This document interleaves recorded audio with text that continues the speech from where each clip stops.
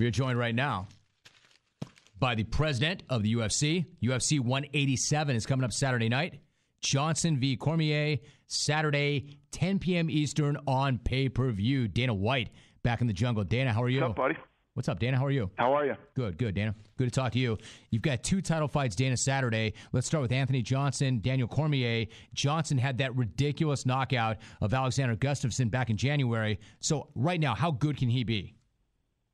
Yeah, I think that's the big question. That's what everybody's excited about. You know, obviously, it's a bit of a letdown that Jon Jones isn't fighting in this main event. But Daniel Cormier went 5 rounds with Jon, and if Anthony Johnson can come out and knock out Daniel the way that he did Gustafsson, it's going to be huge, and people are going to be dying to see the Jones fight. All right, I'll ask you about Jones in 1 minute, but Cormier summed up Johnson's career, Dana, by saying he beat Gustafsson and, quote, I don't know who else. He then went on to say that he's looked amazing since he came back to UFC, but who is he beating that I wouldn't? Is that just Cormier making noise, or does he have a point?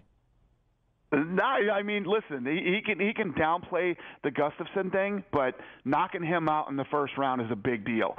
And let me tell you what, I never thought that I would see a day where a 170-pounder could move up to 205 and legitimately knock out 205-pounders. So, yeah, I mean, I think he's taken a little bit off what it really means to knock out Gustafsson. And Dana White joining us. Dana, Cormier also has been known to enjoy some food every now and then. He said that he, quote, panicked after he got that fight because he didn't want to cut weight early on and then have a bad camp. What's your sense about his weight and his fitness right now? Yeah, I mean, he was fired up to take that fight. He was all over me as soon as he saw the stuff that was going down with Jones. And he said this week, he's lighter than he usually is going into the week of the fight. Dana White joining us. That's coming up this weekend, UFC 187, Johnson and Cormier. Dana, you mentioned Jones. Now, certainly he's had a number of incidents away from the octagon. Do you get a sense that he finally realizes that he's got some work to do, or is that still a question in your mind? Yeah, I hope he does. You know, obviously, you know, he's been stripped of the title. He's not fighting anymore, and he's got these, he's got these legal issues he's got to deal with.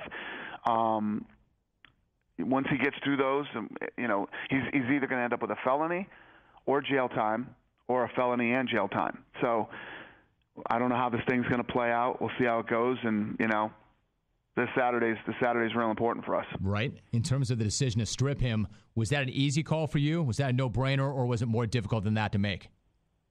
It was a no-brainer. We had gotten to the point where, you know, it was like if he has one more incident, and you know, and the level of the last incident obviously made it that much easier. So, Dan, just a couple of quick thoughts on that. What are you looking for to see from him, and how will you know when he's ready to return? What do you need to see or hear from him? Well, like I said, he's got these legal issues, and he's got a civil suit against him. And all this other stuff. See how he gets through this, and then find out where his head is. You know, how does he handle himself through this situation and after it? I mean, I got to see from him that he's doing the right thing. Dana White joins us. Dana, one last thought on that. When he does come back, assuming he can get through all of this, does he come back with a title fight right away, or does he have to work his way back up? No way. He comes right back for fights for the title. Yeah.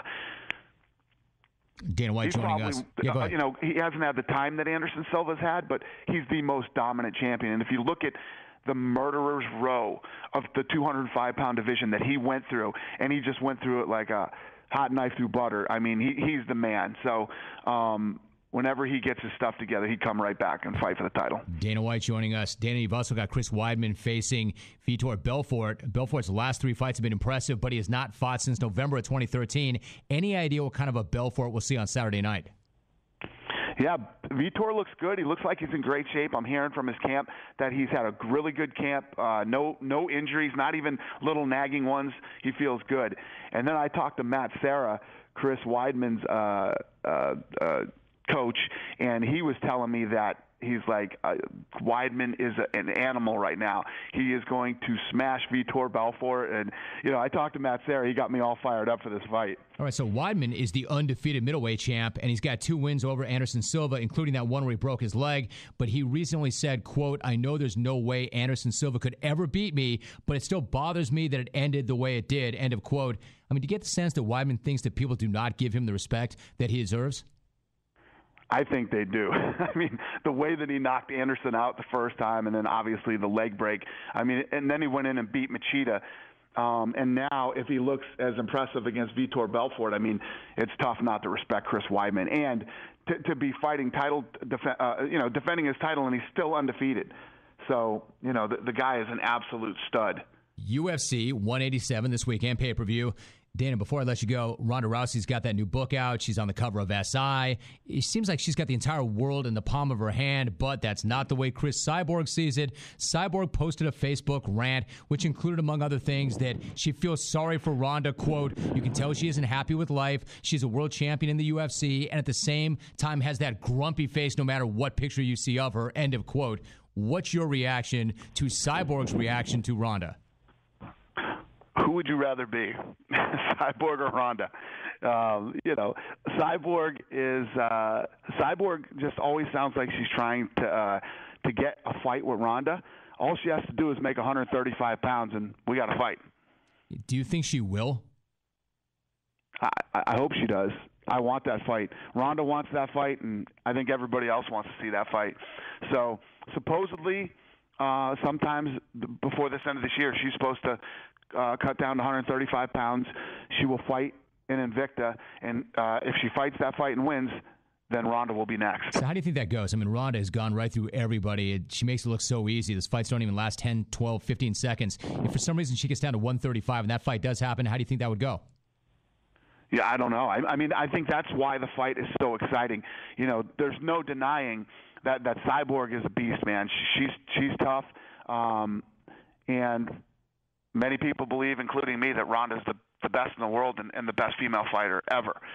So it's one of those fights that's very intriguing. And I'll tell you this, Jim, when that fight happens, I guarantee you that thing does over 2 million pay-per-view buys. It will be massive. Seriously, 2 million?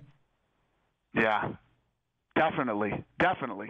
Dana White joining us. Dana, one more thought about Ronda. You just called her the best female fighter ever. I mean, definitely that, but I know you hold her in really, really high regard. As you look at her and you compare her to other fighters you've dealt with in terms of just athletic ability, aggression, work ethic, passion, how does she rank with all the fighters you've had in the past? Is she right near the top?